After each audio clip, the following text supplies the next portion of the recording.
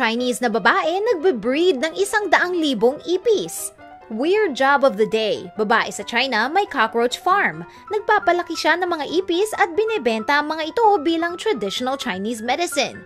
Si Yuan Mei siya ay magaling kumita. Nagtatrabaho na siya sa isang pharmacy pero meron din siyang sariling negosyo.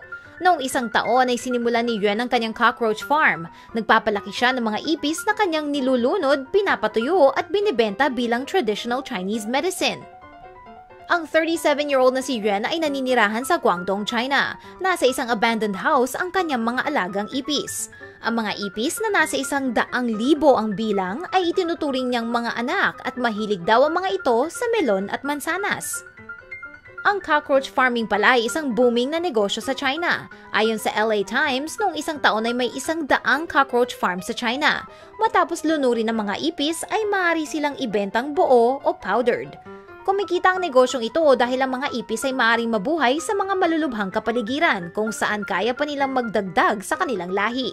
Ayon kay Yuan, ang mga tuyong ipis ay maaaring kainin para sa kanilang mga anti-cancer properties. Maaari din silang gamitin sa mga cosmetics bilang mumurahing klaseng protina. Binibenta ang mga ito sa halagang $72 kada kilo. Ano kaya ang lasa nito?